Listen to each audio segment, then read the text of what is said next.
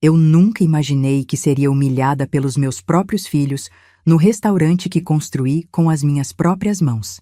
Mas foi exatamente isso que aconteceu naquela noite de sábado, em outubro de 2023, no Família Ferreira do Shopping Iguatemi.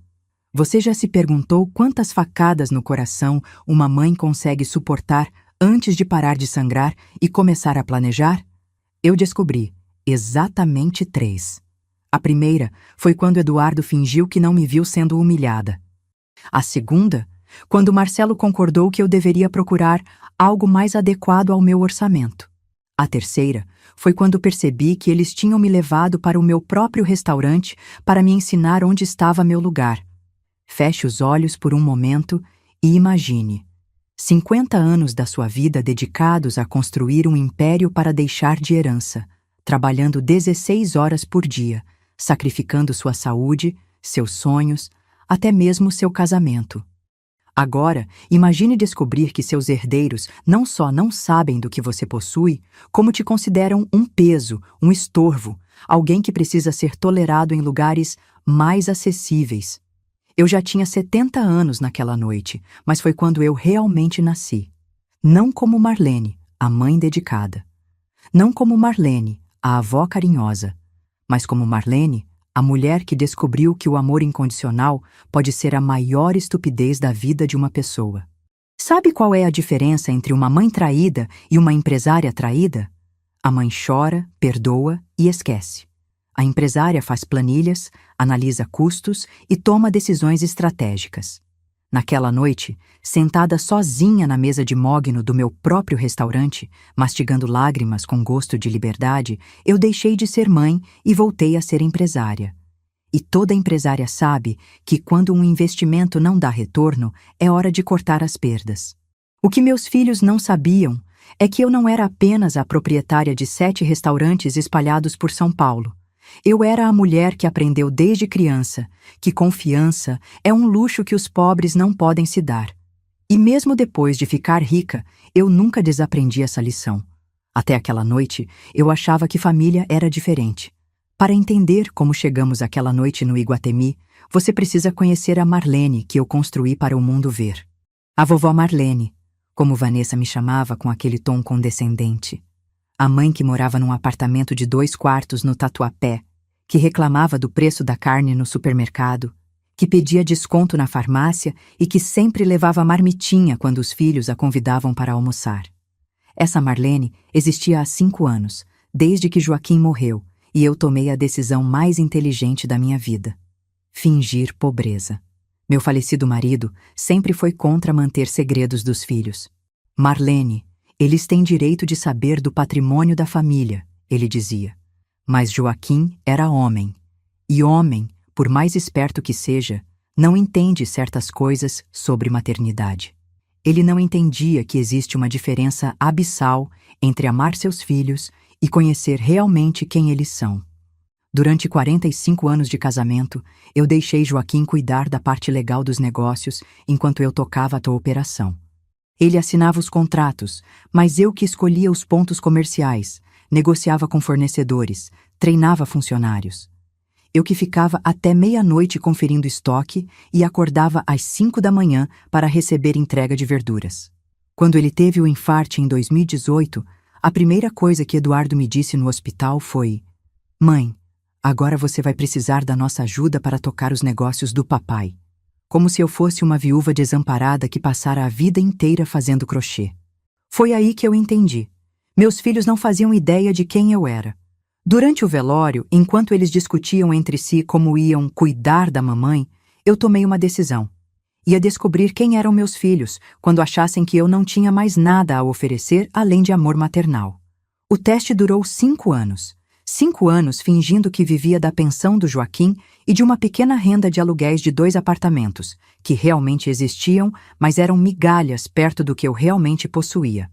5 anos ouvindo Vanessa falar sobre ensinar economia doméstica para a vovó e Eduardo sugerir que eu vendesse o carro porque mulher da sua idade não deveria dirigir. O mais perverso é que quanto mais eu fingia ser pobre, mais eles me tratavam como um estorvo. As visitas foram ficando mais raras, os almoços de domingo mais espaçados.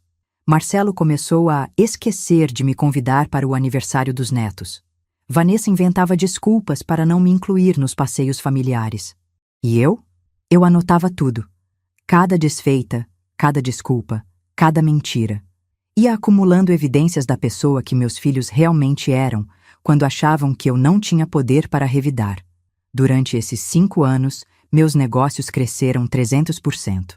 Abri 3 novos restaurantes, comprei 2 imóveis comerciais e fiz investimentos que me transformaram numa mulher muito mais rica do que eles poderiam imaginar. Mas para eles, eu era só a vovó Marlene que reclamava dos preços no Carrefour. A ironia é que eu fazia isso por amor. Queria conhecer o caráter dos meus filhos antes de decidir o futuro do patrimônio da família. Queria ter certeza de que deixaria minha herança para pessoas que mereciam, não para pessoas que simplesmente compartilhavam meu sangue. Naquela noite no Iguatemi, eu finalmente tive minha resposta. A descoberta não foi só sobre o caráter dos meus filhos. Foi sobre mim mesma. Descobri que existe um ponto de humilhação onde a dor vira combustível, onde a decepção vira clareza mental. Eduardo me ligou na sexta-feira toda animado. Mãe, a gente quer te levar num restaurante especial amanhã. Vanessa escolheu um lugar incrível. Eu fiquei emocionada.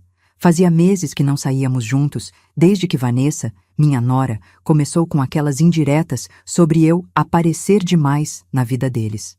Quando cheguei ao shopping, já senti algo estranho. Eles estavam rindo de uma piada que eu não escutei, e quando me viram, a risada morreu. Como se minha presença fosse um balde de água fria numa festa. "Chegou a madame?" Vanessa falou com aquele sorriso que nunca chegava aos olhos. "Espero que você goste do lugar. É meio sofisticado. Sofisticado. Como se eu fosse uma caipira que nunca tinha visto um garfo de peixe na vida. Quando vi a fachada dourada do Família Ferreira, meu coração disparou. Por um segundo pensei que fosse coincidência. Que eles tivessem escolhido meu restaurante sem saber. Mas quando entramos e vi a expressão de Vanessa analisando cada detalhe com ar de superioridade, entendi. Eles tinham me trazido para o meu próprio restaurante para me colocar no meu lugar. "Mesa para 4", Eduardo disse para a hostess, uma garota jovem que eu não reconheci. Devia ser nova, contratada enquanto eu estava brincando de ser pobre. "Vocês têm reserva?" ela perguntou. "Não, mas..." Eduardo começou, e eu vi no rosto dele aquela expectativa de que o nome dele, ou a função na multinacional, ia abrir portas. "Sinto muito, mas estamos completamente lotados hoje. O tempo de espera é de aproximadamente 2 horas. Foi quando Vanessa mostrou quem realmente era. 2 horas? Olha, nós somos clientes muito especiais. Meu marido é diretor de uma multinacional. Diretor de uma multinacional. Como se isso fosse carta branca para desrespeitar funcionários. Como se o dinheiro dele, que, ironicamente, vinha em parte dos dividendos que eu pagava para Joaquim antes dele morrer, desse direito de tratamento diferenciado. A menina apenas sorriu, profissional. "Entendo, senhora, mas sem reserva não há exceções." E foi aí que aconteceu o momento que mudou tudo. Vanessa olhou para mim com aquele desprezo que ela vinha refinando durante 5 anos e disse: "Sabe que mais? Talvez um lugar mais acessível seja melhor para a senhora. Tem um self-service ali na praça de alimentação que deve estar mais no seu padrão." Padrão. Como se eu fosse uma pessoa de segunda categoria que deveria se contentar com restos. O que me quebrou não foi a ofensa, foi o silêncio dos meus filhos. Eduardo baixou os olhos como um covarde. Marcelo continuou mexendo no celular como se nada tivesse acontecido. Nenhum dos dois disse uma palavra em minha defesa. Nesse momento, algo dentro de mim morreu. Não foi dramático, não foi doloroso. Foi como apertar um interruptor. A mãe dedicada, a avó carinhosa, a mulher que sempre colocou a família em primeiro lugar, simplesmente deixou de existir. Foi quando o Sr. Antônio passou por nós e nossos olhos se encontraram. Vi o reconhecimento, o choque, a indignação no rosto dele. Mas eu fiz um gesto pedindo para ele esperar. Queria ver até onde essa humilhação ia. "Sabe que é, mãe?" Eduardo disse finalmente. talvez seja melhor mesmo a gente ir para outro lugar. Aqui está muito cheio. É, concordou Marcelo. E muito caro também. Olha esses preços no cardápio da entrada. Vanessa riu. Exatamente. R$ 60 num risoto? Por favor, Dona Marlene, vamos procurar algo mais. Adequado para o seu orçamento. Adequado para o meu orçamento. R$ 60. O preço que eu mesmo tinha estabelecido, baseado nos custos de importação do arroz arbóreo e na margem de lucro, que me permitia pagar salários dignos para meus funcionários. Foi nesse momento que eu entendi que a humilhação tinha sido planejada. Eles não tinham me trazido para um restaurante qualquer. Tinham escolhido especificamente um lugar caro, chique, onde eu me sentisse deslocada, onde eles pudessem me ensinar meu lugar na hierarquia social que eles tinham criado. O que eles não sabiam é que estavam tentando me humilhar na minha própria casa. Depois daquela noite no Iguatemi, eu comecei a ver meus filhos com olhos completamente diferentes. Como uma investigadora estudando suspeitos, como uma empresária analisando parceiros não confiáveis. A mensagem que mandei no grupo da família foi apenas o primeiro movimento. Filhos queridos, depois de muito refletir, decidi fazer algumas mudanças na minha vida. Amanhã estarei conversando com meu advogado sobre a reorganização dos meus bens. Boa noite. Eduardo me ligou 5 minutos depois, desesperado. Depois foi a vez de Marcelo. Mas eu não atendi. Queria observar, queria colher dados sobre como eles reagiriam à possibilidade de mexerem na herança que achavam que tinham garantida. Nos dias seguintes, instalei na minha mente o que eu chamo de modo empresarial. Comecei a documentar tudo. Cada ligação não atendida virou anotação no meu caderno. Cada mensagem no WhatsApp foi printada e guardada numa pasta. Cada visita inesperada foi registrada com o horário e detalhes da conversa. Mãe, por que você não atende o telefone? Eduardo perguntou quando apareceu no meu apartamento na terça-feira seguinte, sem avisar. Ah, meu filho, é que eu estava pensando muito sobre aquela noite no restaurante. Respondi, servindo café em xícaras que ele sempre elogiara, sem saber que eram parte de um jogo de porcelana que custava mais que o salário mensal dele. Sobre o que vocês falaram de lugar adequado ao meu padrão. Vi ele engolir em seco. Mãe, aquilo foi... A Vanessa estava nervosa com a demora. Claro, meu filho, entendo perfeitamente. Eu sorri, daquele jeito que ele sempre interpretou como ingenuidade maternal, mas que agora era pura frieza calculada. Por isso mesmo estou repensando minha vida. Talvez seja a hora de me adequar realmente ao meu padrão.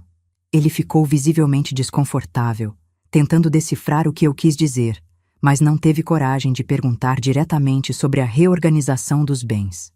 Durante essa semana, implementei o que chamo de protocolo de observação familiar. Comecei a prestar atenção em coisas que antes eu ignorava por amor maternal. Como Vanessa sempre encontrava uma desculpa para não me deixar sozinha com os netos. Como Marcelo só me visitava quando precisava de alguma coisa. Como Eduardo só ligava quando Vanessa mandava. Fui no cartório e solicitei cópias de todos os meus documentos patrimoniais. Não porque precisava, eu sempre soube exatamente o que possuía, mas porque queria ter tudo organizado para o que estava planejando.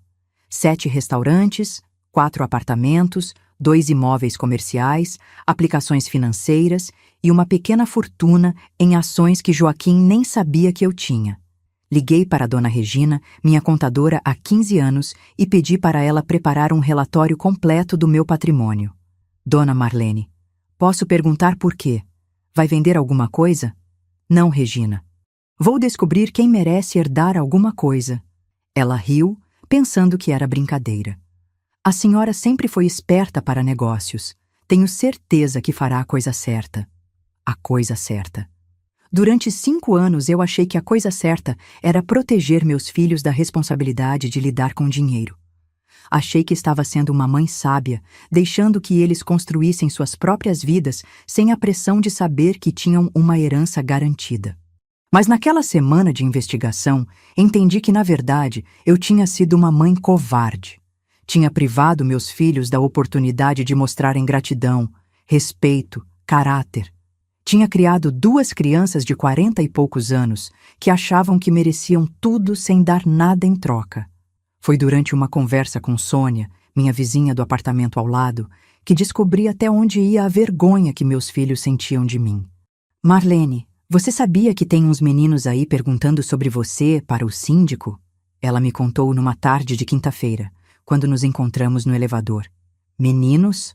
2 homens bem vestidos. Disseram que eram seus filhos e queriam saber sobre suas condições financeiras. Se você estava pagando o condomínio em dia, se recebia visitas estranhas. Meu sangue gelou. Eduardo e Marcelo tinham ido investigar minha vida financeira sem me contar. Como se eu fosse uma pessoa senil que precisava de supervisão. O que o síndico falou? Ele disse que você é uma das moradoras mais pontuais do prédio. Sempre paga tudo em dia, nunca deu problema.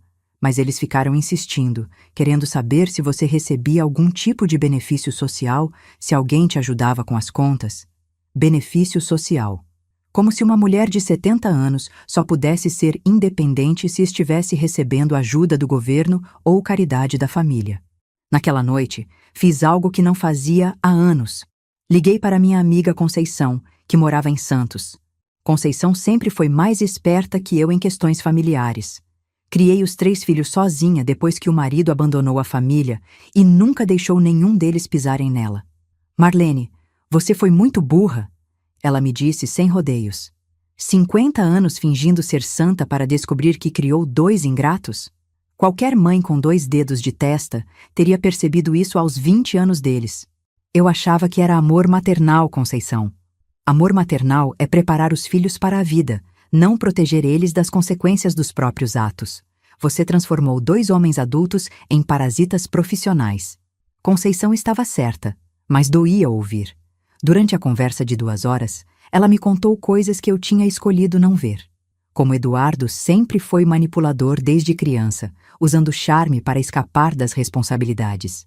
Como Marcelo sempre foi preguiçoso, esperando que outros resolvessem seus problemas. E essa nora sua, Vanessa, ela é esperta. Ela leu vocês como um livro aberto. Percebeu que você era do tipo que aceita qualquer coisa em nome da paz familiar. E o Eduardo é do tipo que joga a responsabilidade para a mulher. Ela virou a dona da família sem ninguém perceber. Era verdade. Nos últimos 5 anos, todas as decisões familiares passavam por Vanessa. Ela que decidia onde comemorávamos o Natal, ela que organizava os aniversários, ela que sugeria quando eu deveria ou não participar dos eventos familiares. Sabe o que mais me impressiona, Marlene? É que você, que é uma empresária de sucesso, uma mulher que construiu um império, se transformou numa velhinha submissa na presença dos próprios filhos. Naquela noite, após a conversa com Conceição, fiquei olhando para o espelho do meu quarto. Realmente, a mulher que eu via ali não parecia a mesma que chegava no primeiro restaurante às 5 da manhã para conferir as entregas. Não parecia a mulher que negociava contratos de aluguel e demitia funcionários incompetentes sem piscar. Eu tinha criado 2 versões de mim mesma, a Marlene empresária, forte e determinada, e a Marlene mãe, frágil e complacente. E meus filhos só conheciam a segunda. Na sexta-feira, tomei uma decisão que mudaria tudo. Ia visitar todos os meus restaurantes usando minha identidade real. Queria lembrar quem eu era quando não estava fingindo ser a vovó Marlene. Comecei pelo restaurante da Vila Madalena. Quando entrei na cozinha às 6 da manhã, o chefe quase derrubou uma panela de surpresa. Dona Marlene, como a senhora está? Fazia tempo que não vinha aqui. Estava cuidando de umas questões familiares, André. Mas agora voltei. Passei 2 horas conferindo estoque, conversando com funcionários, analisando relatórios de vendas. Era como voltar a ser eu mesma, depois de 5 anos usando uma fantasia. Quando cheguei no Família Ferreira do Iguatemi, Senhor Antônio me recebeu com um sorriso preocupado. Dona Marlene, preciso dizer que fiquei muito incomodado com aquela situação no sábado passado. A senhora não merecia... Senhor Antônio, aquela situação foi perfeita. Me mostrou exatamente o que eu precisava ver. Como assim? Me mostrou que está na hora de parar de fingir que sou uma pessoa que não sou. Naquela tarde, sentada no escritório do restaurante do Iguatemi, olhando os relatórios financeiros dos últimos 5 anos, aconteceu minha transformação definitiva. Não foi um momento dramático.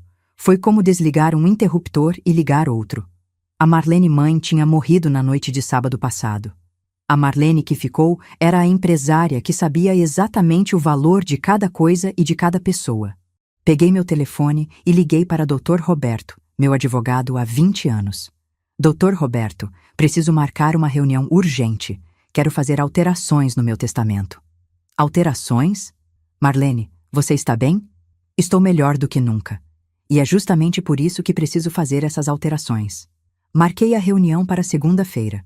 Durante o fim de semana, elaborei um plano que era ao mesmo tempo simples e devastador.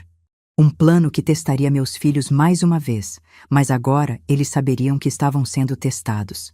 Eduardo me ligou no domingo à tarde. Mãe, a Vanessa quer se desculpar pelo que aconteceu no sábado. Ela estava estressada com o trabalho. Não precisa se desculpar, meu filho. Na verdade, quero agradecer a ela. Agradecer? Sim, ela me ajudou a tomar uma decisão muito importante sobre meu futuro. Ouvi ele engolir em seco do outro lado da linha. Que decisão, mãe? Vou contar para vocês pessoalmente. Que tal jantarmos juntos amanhã? Eu pago. Onde você quer ir? Deixa comigo, eu escolho o lugar. Na segunda-feira de manhã, estive com o Dr. Roberto por 3 horas. Expliquei toda a situação, desde a noite no restaurante até minha decisão de revelar meu patrimônio de forma calculada. Marlene, você tem certeza? Isso pode causar um rompimento definitivo com seus filhos. Doutor. Roberto, se meus filhos se afastarem de mim por causa de dinheiro, eles nunca foram realmente meus filhos. Foram apenas investimentos que não deram retorno. Ele preparou 3 documentos. Uma nova versão do meu testamento, um termo de doação condicional e um contrato de administração patrimonial. Era minha estratégia para descobrir se ainda havia salvação para a relação com meus filhos, ou se era hora de cortar as perdas definitivamente. À tarde, fui ao salão fazer cabelo e unhas. Não era vaidade, era estratégia. Queria estar impecável para o que vinha a seguir. Escolhi um vestido azul marinho, o mesmo que usara no sábado anterior, e o colar de pérolas do Joaquim. Queria que eles lembrassem exatamente de como eu estava vestida na noite em que me humilharam. Às 6 da tarde, mandei a localização no grupo da família. Família Ferreira, Iguatemi. Nos encontramos às 19 horas. Mesa já está reservada. Eduardo respondeu imediatamente. Mãe, você tem certeza? Não é muito caro? Tenho certeza, meu filho. É o lugar perfeito para o que preciso falar com vocês. Cheguei ao restaurante às 18h30 e pedi para o Sr. Antônio preparar a mesa principal, aquela com vista para todo o salão. Queria que todos os funcionários vissem o que ia acontecer. Queria testemunhas. Às 19 horas em ponto, Eduardo, Marcelo e Vanessa chegaram. Estavam visivelmente desconfortáveis, olhando ao redor como se esperassem ser expulsos a qualquer momento. Mãe, você conseguiu mesa mesmo sem reserva? Marcelo perguntou, impressionado. Consegui, meu filho. Senta que eu vou explicar como. Foi quando comecei a execução do meu plano. Um plano que revelaria não apenas meu patrimônio, mas testaria mais uma vez o caráter dos meus filhos. Um plano que me transformaria definitivamente de mãe em vingadora. Porque vingança, quando bem planejada, não é sobre destruir o outro. É sobre revelar quem eles realmente são. Sabe qual é o segredo de uma boa vingança? Não é a surpresa. É fazer o outro descobrir lentamente que perdeu um jogo que nem sabia que estava jogando. Quando meus filhos se sentaram à mesa naquela segunda-feira, eu já tinha controle total da situação. Eles estavam no meu território, sendo servidos pelos meus funcionários, respirando o ar de um império que eu construí tijolo por tijolo. Mas eles ainda não sabiam disso. Vocês querem começar com uma entrada? Perguntei, folheando o cardápio como se estivesse estudando preços.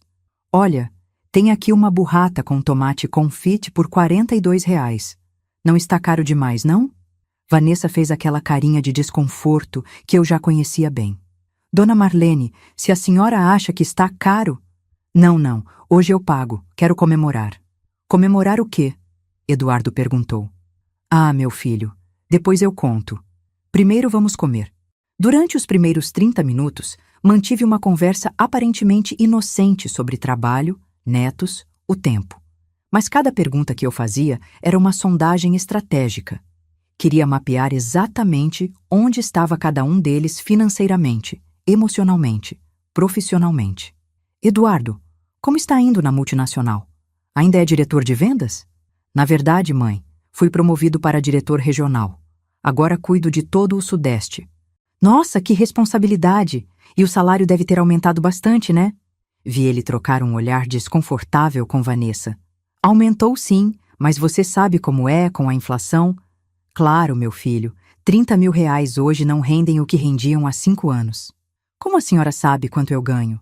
Eu sorri, daquele jeito que eles sempre interpretaram como ingenuidade. Ah, chutei.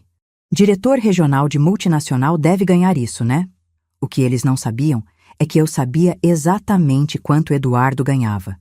32 mil reais brutos, mais benefícios.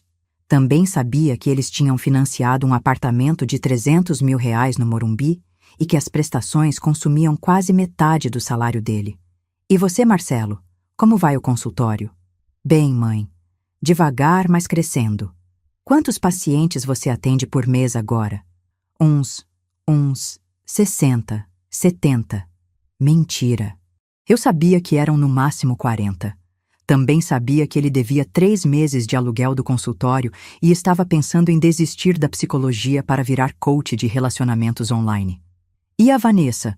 Como está o trabalho no RH da empresa? Bem, obrigada por perguntar. Acabei de ser promovida para coordenadora. Outra mentira. Vanessa tinha sido rebaixada de analista sênior para analista pleno depois de um conflito com a supervisora. Eu descobri isso através da minha rede de contatos do setor gastronômico, onde todo mundo conhece todo mundo. Enquanto conversávamos, observei cada gesto, cada expressão. Vanessa verificando as notificações do celular constantemente, provavelmente mensagens de cobrança. Eduardo mastigando devagar demais, como quem está calculando quanto aquela refeição custaria. Marcelo olhando ao redor com inveja, observando as roupas dos outros clientes. Foi quando chegou o prato principal que comecei a primeira fase da manipulação. Gente, preciso dividir uma novidade com vocês, anunciei, cortando meu salmão grelhado com a precisão de quem fez isso centenas de vezes em reuniões de negócios. Que novidade, mãe? Vocês lembram que eu falei sobre reorganizar meus bens? Vi os 3 se enderezarem na cadeira. Então, conversei com meu advogado hoje e tomei uma decisão. Pausa dramática enquanto limpava a boca com o guardanapo. Vou vender tudo. O silêncio foi ensurdecedor. Eduardo largou o garfo. Vanessa parou de mexer no celular. Marcelo ficou com um pedaço de carne no meio da boca, sem conseguir engolir. Vender? Tudo? Eduardo sussurrou. Os 2 apartamentos que alugo, as aplicações, tudo. Quero transformar tudo em dinheiro vivo e curtir meus últimos anos. Mãe, isso é... Você tem certeza? E nossa herança? A pergunta saiu da boca do Marcelo antes que ele pudesse se conter. Vanessa deu uma cotovelada nele, mas era tarde demais. Herança? Eu fiz cara de surpresa genuína. Meu filho, vocês acham que eu tenho alguma herança para deixar? Não é isso, mãe. Eduardo tentou contornar. É que sempre pensamos que os apartamentos... Os apartamentos mal pagam as contas básicas, Eduardo. Depois que sobra para mim, não dá nem para uma viagem decente. Por isso resolvi vender tudo e curtir enquanto estou viva. Vi o desespero crescendo nos olhos deles. A possibilidade de uma herança, mesmo pequena, evaporando diante dos seus olhos. E vai fazer o que com o dinheiro? Vanessa perguntou, tentando disfarçar a ansiedade. Quero viajar, conhecer a Europa, fazer aqueles cruzeiros que sempre sonhei. Talvez comprar um apartamento menor, mais moderno. Quem sabe até arranjar um namorado. Brinquei. A cara de horror da Vanessa foi impagável. Nos dias seguintes à nossa conversa no restaurante, implementei o que chamo de teste de lealdade familiar. Queria ver até onde meus filhos iriam para tentar me impedir de desperdiçar a herança deles. Na quarta-feira, liguei para Eduardo fingindo estar confusa sobre uma proposta de investimento. Filho, Apareceu um rapaz aqui em casa oferecendo para aplicar meu dinheiro numa coisa chamada Bitcoin. Ele disse que eu posso triplicar o valor em 6 meses. O que você acha? Mãe, não, isso é golpe. Pelo amor de Deus, não dê dinheiro para ninguém. Mas ele trouxe uns papéis, parecia sério. Mãe, escuta. Não tome nenhuma decisão financeira sem conversar comigo primeiro, está bem? Essas pessoas se aproveitam de pessoas mais velhas. Pessoas mais velhas. Como se aos 70 anos eu tivesse perdido a capacidade de raciocinar. Está bom, meu filho. Você tem razão. Ainda bem que tenho vocês para me proteger. Quinta-feira foi a vez de testar Marcelo. Liguei contando que estava pensando em vender o carro. Vender o carro? Por quê, mãe? Ah, filho, ando muito nervosa no trânsito. E o dinheiro da venda daria para eu fazer aquela viagem para Fernando de Noronha que sempre quis. Mãe, se você vender o carro, como vai se locomover? Uber, aplicativo, ou vocês podem me dar carona quando eu precisar? Silêncio constrangedor. Claro, mãe. Quando você precisar, é só ligar. Mas eu ouvi a irritação na voz dele. A perspectiva de ter que dar carona para a mãe não era nada atrativa. Sexta-feira foi o teste final. Liguei para Vanessa diretamente, coisa que nunca fazia. Vanessa, querida, preciso de um favor. Diga, dona Marlene. Você que entende dessas coisas modernas, pode me ajudar a abrir uma conta naqueles bancos digitais? Quero transferir todo o meu dinheiro para lá porque eles pagam mais juros. Dona Marlene, a senhora tem certeza? Esses bancos digitais às vezes são meio complicados para pessoas da sua idade. Mas eu vi na televisão que rendem muito mais que o banco tradicional. E como vou viajar muito, vai ser mais prático. A senhora tem quanto para transferir? A pergunta que eu estava esperando.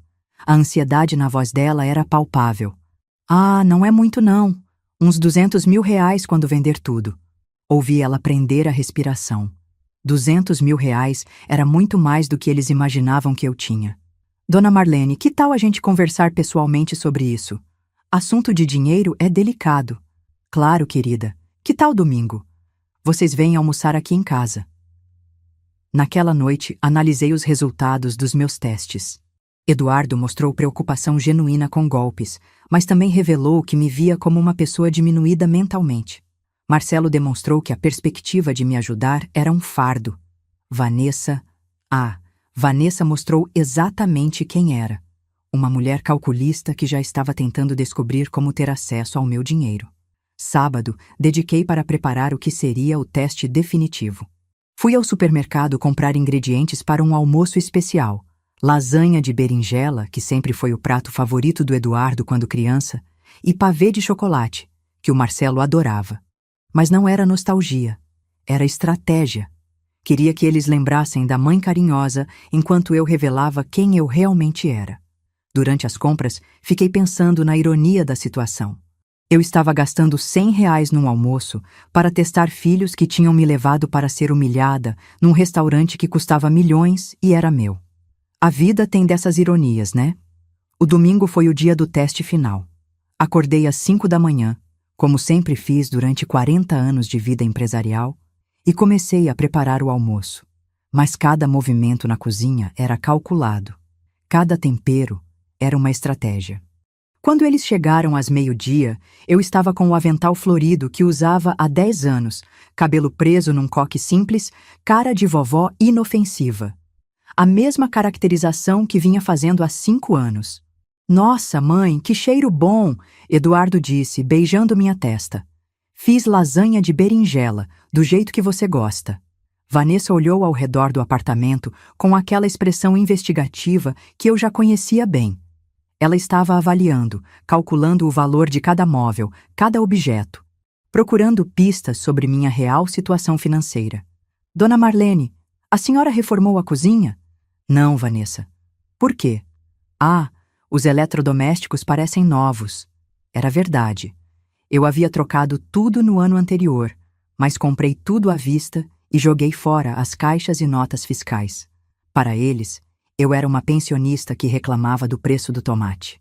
Durante o almoço, comecei a segunda fase da manipulação. Era hora de plantar informações falsas e observar como eles reagiriam. Gente, Falei com o corretor ontem. Ele disse que posso vender o apartamento aqui do Tatuapé por 220 mil. Só? Marcelo pareceu desapontado. É pouco? Perguntei fingindo ingenuidade. Não, mãe. É que eu achava que valia mais. E os outros 2 apartamentos que alugo devem valer uns 300 mil os 2 juntos. Mais as aplicações, dá quase 600 mil reais no total. Vi os olhos deles brilharem. 600 mil reais era muito mais do que eles esperavam da herança da vovó Marlene. E a senhora vai gastar tudo em viagens? Vanessa perguntou, tentando disfarçar o horror na voz. Não tudo, mas a maior parte sim. Meu filho, tenho 70 anos. Quantos anos me restam? 5? 10? 15 se eu tiver sorte? Quero curtir cada um deles. Mãe, não fala assim, Eduardo protestou, mas eu vi que ele estava fazendo cálculos mentais. É a realidade, Eduardo. E vocês são jovens, têm tempo para construir a própria vida. Eu já construí a minha, agora quero desfrutar.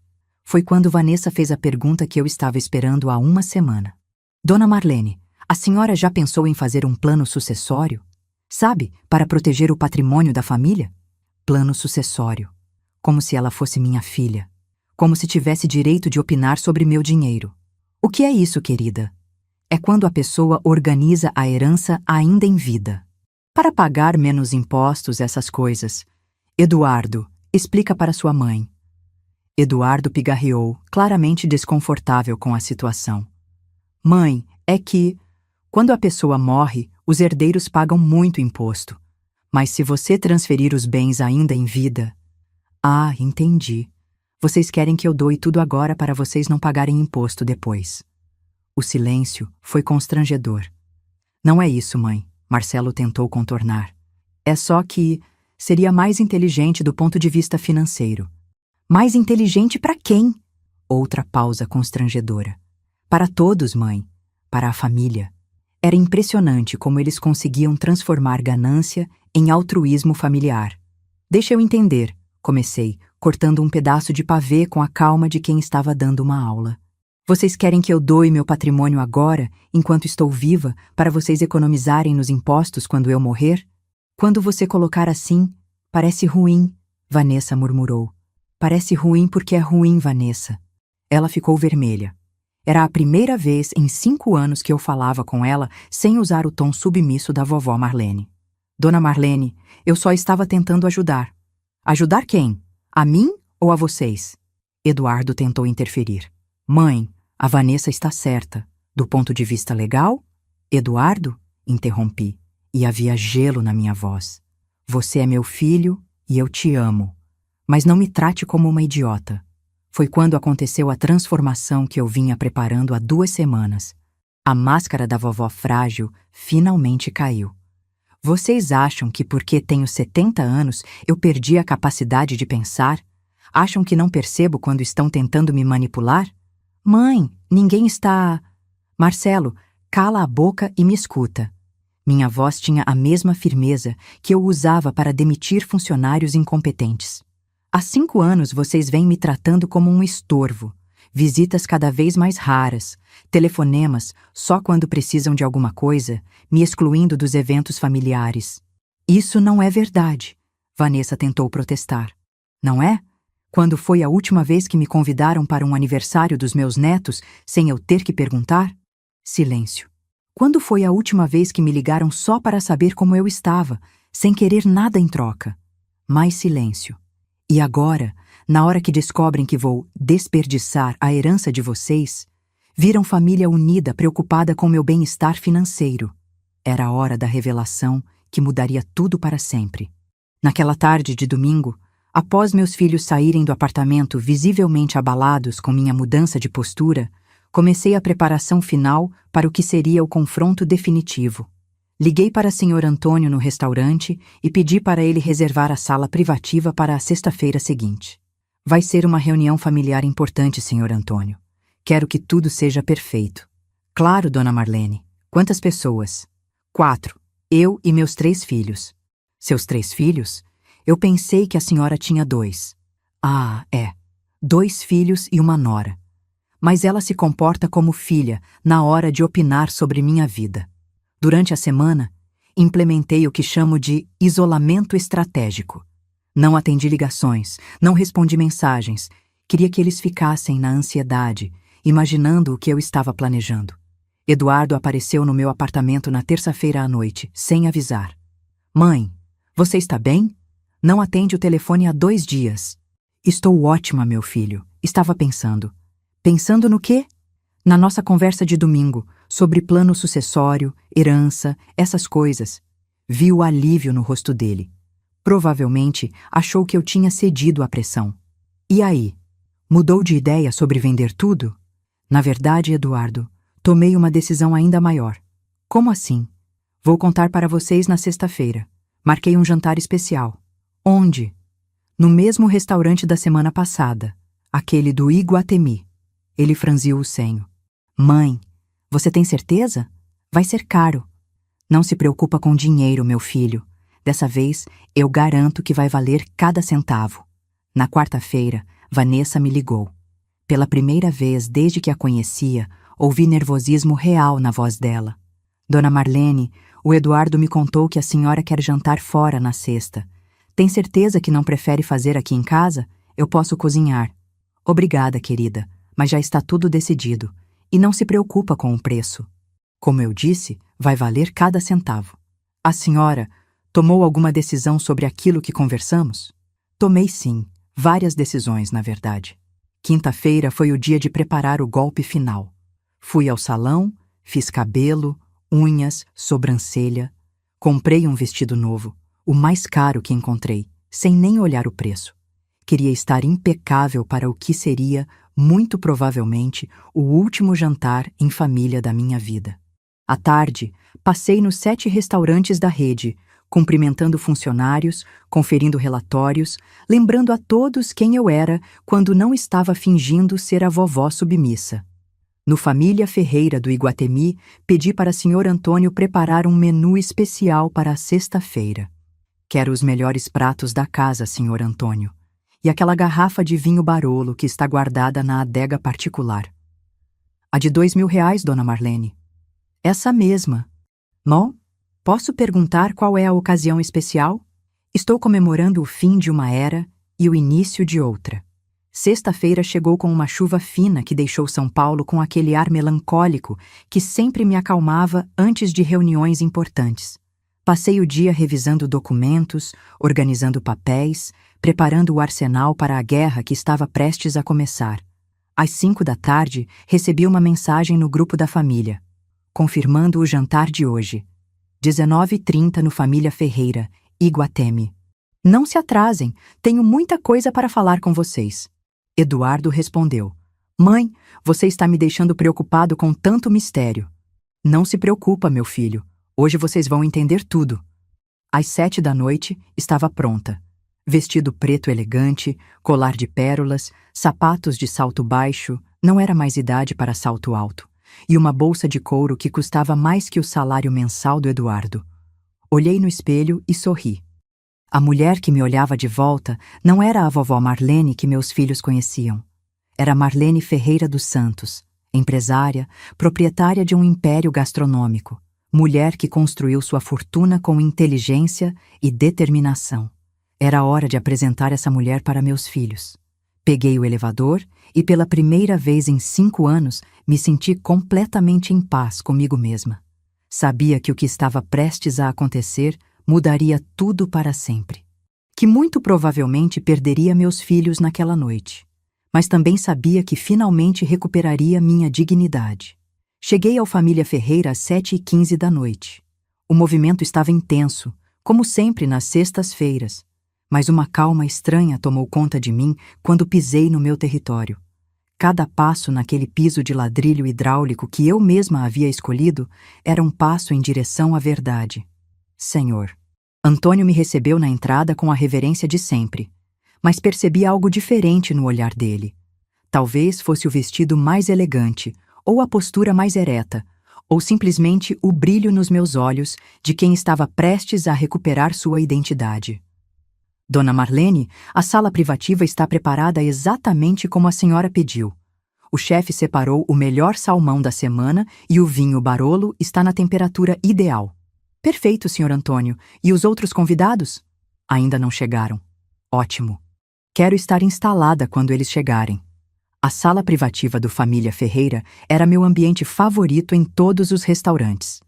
Tinha vista para o movimento do shopping, mas era isolada o suficiente para conversas importantes. Durante 15 anos, negociei contratos ali, demiti funcionários problemáticos, planejei expansões. Era meu escritório alternativo. Sentei na cabeceira da mesa, posição estratégica que me dava controle visual de toda a sala e da porta de entrada. Podia ver meus filhos chegando antes deles me verem. Às 7h25, os vi entrando no restaurante. Eduardo estava visivelmente nervoso, mexendo no celular sem parar. Marcelo usava a camisa social mais cara que tinha, provavelmente tentando causar boa impressão. Vanessa estava com aquela cara de quem vinha para uma negociação importante. Senhor Antônio os conduziu até a sala e observei suas expressões quando perceberam onde estavam. A sala privativa não era lugar para clientes comuns. Era onde o restaurante recebia autoridades, empresários, celebridades.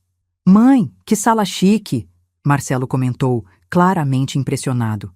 Consegui uma mesa especial, respondi, levantando para cumprimentá-los. Achei que nossa conversa merecia um ambiente adequado. Vanessa olhou ao redor com aquela expressão investigativa de sempre. Como a senhora conseguiu? Deve custar uma fortuna uma sala particular dessas. Ah, querida, digamos que tenho meus contatos. Quando se sentaram, pedi para o garçom servir o Barolo. Vi Eduardo engolir em seco quando viu o sommelier apresentando a garrafa com a cerimônia reservada aos vinhos mais caros. Mãe, tem certeza? Esse vinho deve custar... Eduardo, não se preocupa com dinheiro hoje. Como eu disse, vai valer cada centavo. O sommelier abriu a garrafa com a precisão de um ritual sagrado. Ofereceu para mim provar, protocolo que confirmava que eu era quem havia escolhido e pagado pelo vinho. Provei, aprovei e observei a cara de choque dos meus filhos quando viram a etiqueta de preço que o sommelier discretamente mostrou antes de servir. R$ 2.000 numa garrafa de vinho? Vanessa sussurrou para Eduardo. 2.300 para ser exata, corrigi. Barolo 2018, uma das melhores safras da década. O silêncio que se seguiu foi delicioso. Estava claro que eles não entendiam como uma pensionista que reclamava do preço do tomate estava gastando o equivalente a um salário mínimo numa garrafa de vinho. Mãe, Eduardo começou, claramente desconfortável. Você não acha que está exagerando? Esse dinheiro poderia... Poderia o quê, meu filho? Ser usado de forma mais inteligente? Mais inteligente? Sorri, daquele jeito que eles já não conseguiam mais interpretar como ingenuidade. Educar vocês, comprando um vinho de R$ 2.300 com a maior naturalidade? Eu diria que é um investimento excelente em educação familiar. Foi quando chegaram as entradas. Oysters Rockefeller para mim, tartar de salmão para Eduardo, burrata de búfala para Marcelo, polvo grelhado para Vanessa. Pratos que, juntos, custavam mais que um almoço executivo inteiro. Gente, antes de começarmos a comer, quero brindar, anunciei, levantando a taça de vinho que custava mais de R$ 100 por dose. Ao quê, mãe? A verdade, finalmente, a verdade. Depois do brinde, coloquei a taça na mesa e olhei para cada um dos meus filhos nos olhos. Era o momento que eu vinha preparando há 2 semanas. O momento que mudaria tudo para sempre. Vocês devem estar se perguntando como uma senhora de 70 anos que vive de pensão conseguiu pagar por tudo isso. A pergunta passou pela nossa cabeça, Vanessa admitiu. E devem estar preocupados com a minha sanidade mental. Afinal, estou desperdiçando o dinheiro que vocês consideram herança de vocês. Eduardo se mexeu desconfortável na cadeira. Mãe, não é isso. É exatamente isso, Eduardo. E está tudo bem. É humano se preocupar com herança. O problema é quando a preocupação com a herança vira mais importante que a preocupação com quem vai deixar a herança. Marcelo tentou falar. Mãe, a gente se preocupa com você. Se preocupam? Ri, mas não havia humor na minha risada. Marcelo, Quando foi a última vez que você me ligou sem querer alguma coisa? Quando foi a última vez que me perguntou como estou dormindo, se sinto dor em algum lugar, se estou precisando de companhia? Silêncio constrangedor. E você, Eduardo? Quando foi a última vez que me incluiu numa decisão familiar sem eu ter que perguntar se posso participar? Mais silêncio. E você, Vanessa, querida nora que se comporta como filha na hora de opinar sobre meu dinheiro? Quando foi a última vez que me tratou com o respeito que uma mulher de 70 anos merece? Ela baixou os olhos, finalmente sem resposta pronta. Há 5 anos, quando Joaquim morreu, vocês assumiram que eu me tornaria um fardo, uma velhinha dependente que precisaria de supervisão financeira e cuidados básicos. Isso não é verdade, Eduardo protestou fracamente. Não é? Então por que vocês foram investigar minha vida financeira com o síndico do prédio? Por que tentaram descobrir se eu estava recebendo benefícios sociais? A cara de choque deles foi impagável. Claramente não esperavam que eu soubesse dessa investigação. Como eu sei? Eduardo, você realmente acha que uma mulher que criou 2 filhos sozinha enquanto o pai trabalhava não desenvolveu uma rede de informações eficiente? Foi quando decidi soltar a primeira bomba. Mas vou contar um segredo para vocês. Durante esses 5 anos que vocês me trataram como um estorvo, meus negócios cresceram 300%. Que negócios, mãe? Ah, Marcelo, você não sabia? Sua mãe não é uma pensionista que vive de aluguel de 2 apartamentos. Pausa dramática, enquanto tomava um gole do vinho. Sua mãe é proprietária de 7 restaurantes espalhados por São Paulo e interior. Sua mãe é dona de 4 imóveis comerciais. Sua mãe tem investimentos em ações, fundos imobiliários e aplicações que vocês nem sabem que existem. O silêncio foi ensurdecedor. Vi Eduardo ficar pálido, Marcelo largar o garfo, Vanessa abrir e fechar a boca sem conseguir falar. Só para vocês terem uma noção, aqueles 600 mil reais que mencionei domingo passado representam mais ou menos 15% do meu patrimônio real. 15%? Vanessa sussurrou. O restante vocês podem calcular sozinhos. Afinal, o Eduardo é diretor de multinacional, deve saber fazer conta. Foi quando larguei a segunda bomba. E sabe onde estamos jantando agora? Eles me olharam sem entender. Família Ferreira, Marlene Ferreira dos Santos, eu sou a proprietária deste restaurante. E dos outros 6 também. O mundo pareceu parar. Eduardo ficou com a cara de quem tinha levado um soco no estômago. Marcelo estava processando a informação como se eu tivesse falado em chinês. Vanessa estava calculando. Eu podia ver as engrenagens funcionando na cabeça dela. Você está brincando, Eduardo conseguiu sussurrar. Não estou. Senhor Antônio, pode vir aqui, por favor? O maître apareceu imediatamente. Sim, dona Marlene. Senhor Antônio trabalha comigo há 12 anos. Senhor Antônio, pode confirmar para meus filhos de quem é este restaurante? É da senhora, dona Marlene. A senhora fundou o primeiro Família Ferreira há 15 anos e hoje temos 7 unidades. E quem assina os contratos de trabalho dos funcionários? A senhora, dona Marlene. A senhora entrevista pessoalmente todos os chefes e gerentes. Obrigada, senhor Antônio. Pode nos deixar sozinhos agora. Quando ele saiu, o silêncio voltou. Mas agora era um silêncio diferente. Era o silêncio de pessoas processando que tinham acabado de descobrir que não conheciam absolutamente nada sobre a mulher sentada à mesa com eles. 15 anos? Eduardo finalmente conseguiu falar. 15 anos, meu filho. Comecei o primeiro restaurante quando vocês achavam que eu era apenas a esposa do papai que ficava em casa fazendo comida. A revelação estava feita. Agora era a hora da justiça poética. O momento que eu vinha planejando desde aquela noite humilhante de 2 semanas atrás. Agora vou contar para vocês por que resolvi revelar tudo isso hoje. Eles me olhavam como se eu fosse uma estranha. Como se a mulher que eles pensavam conhecer tivesse sido um personagem fictício. Há 2 semanas, vocês me trouxeram para jantar num restaurante sofisticado. Lembram? Eduardo engoliu em seco. Mãe, não, Eduardo, deixa eu terminar. Vocês me trouxeram para o meu restaurante, sem saber que era meu, para me ensinar qual era o meu lugar social. Não foi isso, Vanessa tentou protestar. Não foi? Então me explica, Vanessa, por que você disse que a praça de alimentação estava mais no meu padrão? Ela não conseguiu responder. Me explica por que você achou que R$ 60 num risoto era um absurdo para o meu orçamento? Mais silêncio. Vocês sabem qual é a ironia mais cruel dessa história? Aquele risoto de R$ 60 que vocês acharam caro demais para mim? Eu estabeleci esse preço. Eu que escolho os fornecedores do arroz arbóreo.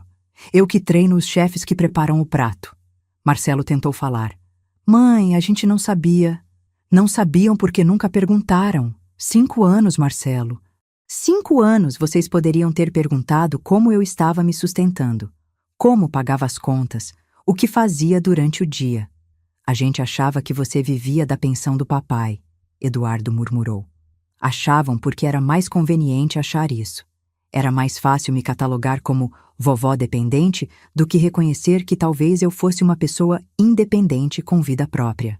Foi quando anunciei a decisão que mudaria tudo para sempre. Por isso, durante essas 2 semanas, conversei com meu advogado e tomei algumas decisões sobre meu testamento.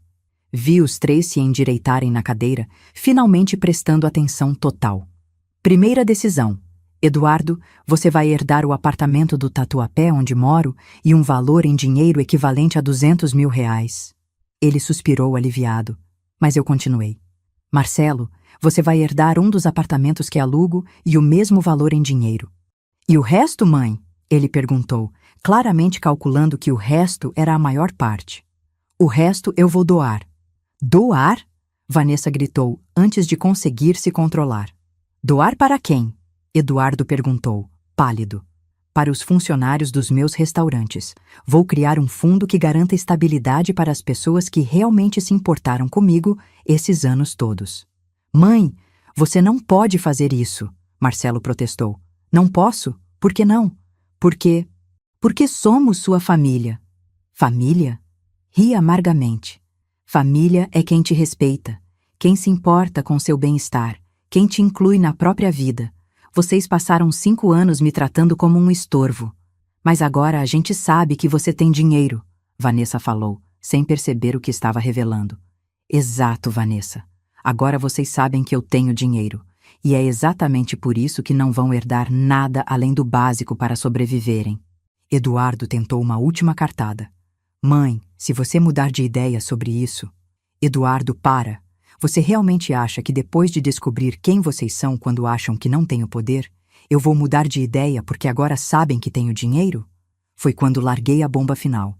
E tem mais uma coisa. Vanessa, querida nora, que sempre achou que tinha direito de opinar sobre minha vida. Ela me olhou com uma mistura de medo e raiva. Você não vai herdar absolutamente nada. Nem mesmo tem direito legal a qualquer coisa, já que não é minha filha de sangue. E Eduardo, se você se divorciar dela nos próximos 5 anos, sua parte da herança triplica. O silêncio que se seguiu foi total. Era como se o restaurante inteiro tivesse parado de funcionar. Você está nos chantageando. Vanessa conseguiu falar. Não, querida, estou exercendo meu direito de escolher quem merece meu patrimônio. Durante 5 anos você comandou minha família, decidindo quando eu podia ou não participar da vida dos meus próprios filhos. Agora é minha vez de tomar decisões. Eduardo tentou uma última tentativa. Mãe, isso não é justo. Justo? Levantei da cadeira, colocando o guardanapo na mesa com a elegância de quem encerra uma reunião de negócios. Eduardo, sabe o que não é justo? Não é justo uma mãe de 70 anos descobrir que os filhos se envergonham dela. Não é justo ser tratada como imbecil mental por pessoas que ela sustentou a vida inteira. Peguei minha bolsa e olhei para eles uma última vez. O jantar está pago, o vinho também. Podem ficar à vontade. Afinal, foi a última refeição que pago para vocês. Quando estava saindo da sala, ouvi Vanessa gritar. Você não pode fazer isso! Parei na porta e me virei. Posso sim, Vanessa. E sabe por quê? Porque o dinheiro é meu, o restaurante é meu e a decisão é minha. Foi a última coisa que disse para eles. Caminhei pelo meu restaurante, cumprimentando funcionários, observando o movimento, sentindo o cheiro da minha cozinha. Pela primeira vez em 5 anos, me senti completamente em casa. Do lado de fora, a chuva havia parado e São Paulo brilhava sob as luzes da noite. Peguei meu carro, um BMW que comprei à vista e que meus filhos nunca souberam que existia, e dirigi para casa. Não chorei. Não senti remorso. Senti apenas uma paz profunda, a paz de quem finalmente parou de fingir ser alguém que não era. Aquelas lágrimas de 2 semanas atrás realmente tinham gosto de liberdade. 3 meses se passaram desde aquela noite no Família Ferreira. 3 meses desde que revelei para meus filhos quem eu realmente era e descobri quem eles realmente eram. Hoje, sentada no escritório do meu apartamento, um escritório que eles nunca souberam que existia, olho pela janela e me pergunto se fiz a coisa certa. Não é remorso. É uma análise fria dos resultados obtidos. Eduardo me ligou exatamente 17 vezes na primeira semana após o jantar. Deixou mensagens chorosas, desesperadas, prometendo mudanças, implorando perdão. Na segunda semana, as ligações diminuíram para 5. Na terceira, apenas 2. Agora, 3 meses depois, meu telefone não toca mais. Marcelo foi mais direto. Apareceu no meu prédio 1 semana depois do jantar. Tentou subir sem avisar. O porteiro, que agora sabia exatamente quem eu era, me ligou perguntando se deveria liberar. Não, respondi. E se ele voltar, chame a segurança. Vanessa. Vanessa tentou a cartada mais interessante. 2 meses depois, descobri através da minha rede de contatos que ela estava contando para todo mundo que eu estava com Alzheimer, que tinha demência senil, que não sabia o que estava fazendo. Tentativa patética de invalidar minhas decisões legais. Liguei para meu advogado no mesmo dia. Dr. Roberto, quero que processe Vanessa por difamação e quero que seja público com direito à indenização vultosa. Marlene, você tem certeza? Isso vai acabar de vez com qualquer possibilidade de reconciliação? Dr. Roberto, não existe reconciliação possível com pessoas que tentam me declarar louca para ficar com meu dinheiro. O processo está correndo. Vanessa vai pagar R$150 mil de indenização por danos morais. O valor não significa nada para mim, mas significa muito para ela. É uma lição sobre respeitar pessoas que têm mais poder do que aparentam ter. Durante esses 3 meses, minha vida mudou completamente. Parei de fingir ser pobre. Mudei de apartamento, agora moro numa cobertura no Itaim Bibi que comprei à vista.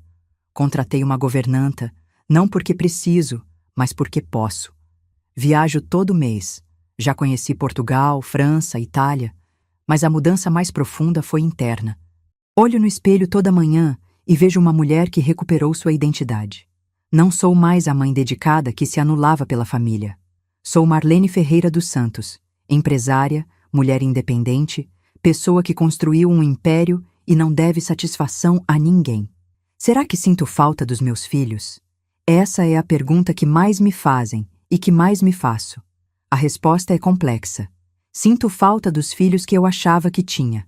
Sinto falta da ideia de família que construí na minha cabeça durante 40 anos. Mas não sinto falta das pessoas que Eduardo e Marcelo se revelaram ser. Não sinto falta de ser tratada como estorvo, de ter minha inteligência questionada, de ser excluída da minha própria família. O que mais me impressiona é como minha vida melhorou depois que parei de tentar agradar pessoas que não me respeitavam. Meus negócios cresceram ainda mais. Abri mais 2 unidades e estou negociando franquias. Fiz amizades novas com pessoas da minha idade que também são empresárias bem-sucedidas. Descobri que existe vida social depois dos 70, desde que você pare de se comportar como uma velhinha inofensiva. Conceição veio me visitar mês passado. Encontrou uma Marlene completamente diferente da mulher deprimida que ligava chorando sobre os filhos. Você emagreceu, está mais bonita, parece mais nova. Ela observou durante o almoço na minha cobertura. É que parei de carregar o peso de fingir ser alguém que não sou. E não sente culpa? Culpa do quê, Conceição? De ter descoberto que criei 2 filhos ingratos? De ter parado de financiar minha própria humilhação? Mas eles são seus filhos. São adultos de 40 e poucos anos que escolheram me tratar mal quando achavam que eu não tinha poder para revidar. Agora estão lidando com as consequências das próprias escolhas. A verdade é que existe uma frieza em mim que não existia antes. Uma capacidade de cortar laços sem sentimentalismo que às vezes me assusta. É como se aquela noite no restaurante tivesse matado a parte maternal de mim e deixado apenas a empresária. Às vezes me pergunto se essa transformação foi boa ou ruim, se virei uma pessoa melhor ou apenas mais cruel. A resposta é que virei uma pessoa mais honesta, honesta comigo mesma, com meus sentimentos, com meus limites. Durante 50 anos, sustentei o mito da mãe abnegada, que sempre perdoa, sempre compreende, sempre sacrifica. Agora entendo que esse mito é uma armadilha. Ele transforma mulheres inteligentes em capachos emocionais. Ensina filhos que podem desrespeitar sem consequências, perpetua relações tóxicas disfarçadas de amor familiar. Minha governanta, Dona Rosa, tem uma filha da idade dos meus filhos. Semana passada, ela chegou chorando porque a filha tinha pedido dinheiro emprestado pela 5ª vez no ano. Dona Rosa, eu disse, pare de emprestar dinheiro para ela, pare hoje. Mas ela é minha filha, Dona Marlene. Exatamente por isso. Porque se você não ensinar limites para ela agora, daqui a 10 anos estará na mesma situação que eu estava 3 meses atrás. Ela seguiu meu conselho. A filha ficou furiosa, fez drama, ameaçou cortar relações. Dona Rosa quase cedeu, mas eu a convenci a manter a posição. 2 semanas depois, a filha ligou pedindo desculpas e prometendo ser mais responsável financeiramente. Viu só? Eu disse para Dona Rosa. Respeito não é sobre amar incondicionalmente, é sobre estabelecer limites e mantê-los. Essa é talvez a lição mais amarga que aprendi. Amor sem limites vira desrespeito. Generosidade sem critérios vira exploração. Família sem reciprocidade vira parasitismo. Meus filhos me amavam? Talvez. Mas era um amor conveniente, condicionado à minha submissão. Era o amor que se tem por um animal de estimação bem comportado, não o respeito que se tem por uma pessoa igual. Agora, 3 meses depois, analiso os resultados da minha decisão como analisaria qualquer investimento empresarial. Cortei 2 relacionamentos tóxicos que me custavam energia, autoestima e dignidade. Em troca, recuperei minha identidade, minha liberdade e minha paz de espírito. Do ponto de vista financeiro, economizo cerca de R$ 20.000 por mês que gastava ajudando meus filhos sem eles pedirem nem agradecerem. Dinheiro que agora invisto em mim mesma, em viagens, em experiências que sempre adiei por causa da família.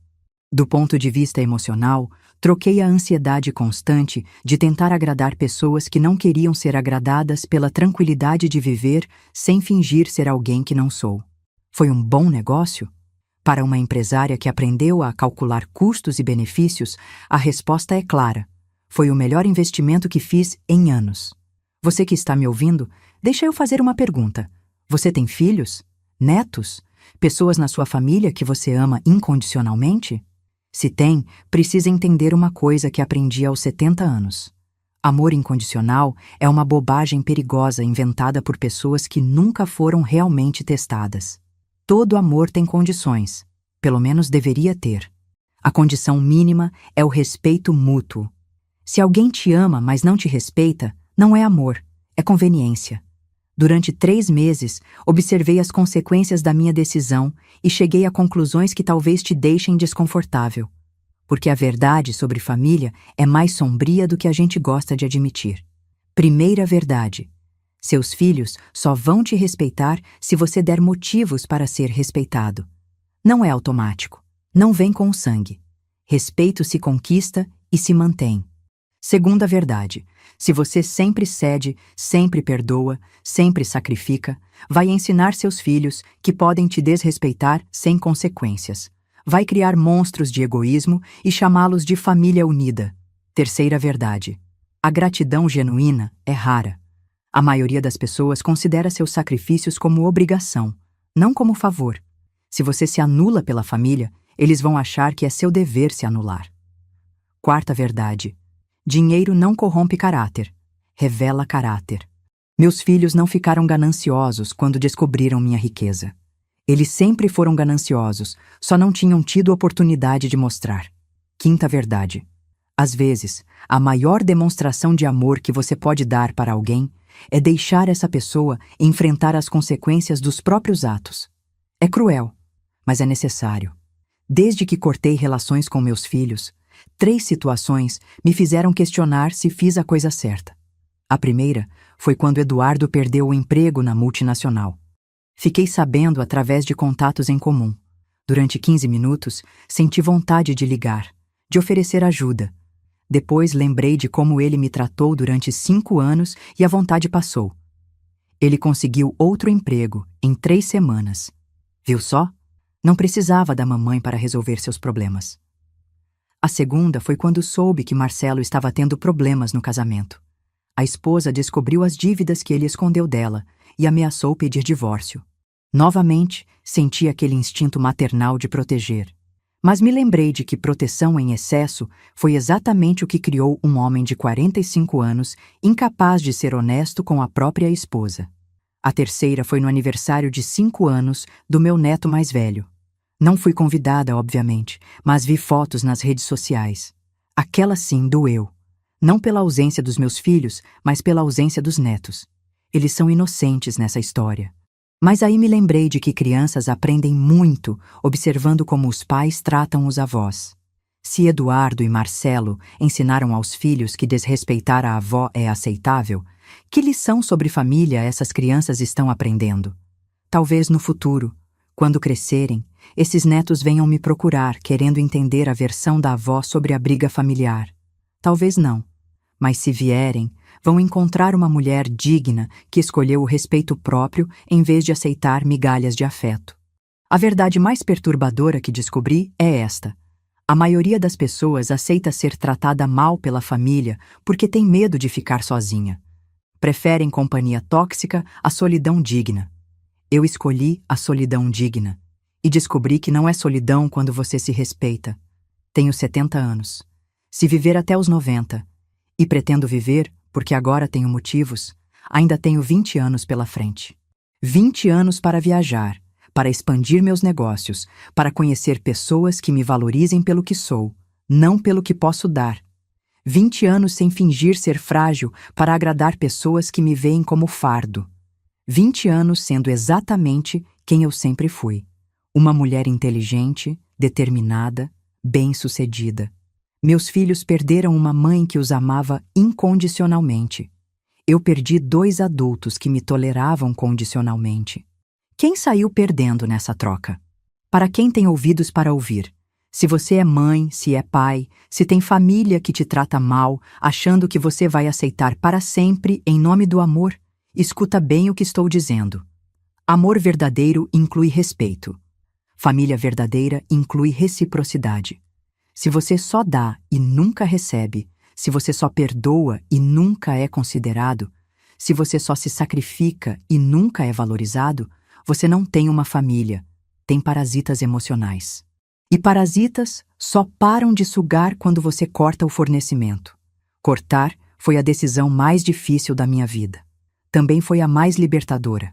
Hoje, quando me olho no espelho, vejo uma mulher que escolheu a dignidade em vez do conformismo. Uma mulher que preferiu a verdade dolorosa à mentira confortável. Uma mulher que entendeu que às vezes amar alguém significa parar de facilitar os defeitos dessa pessoa. Se isso me torna cruel, então prefiro ser cruel e respeitada a ser bondosa e pisoteada.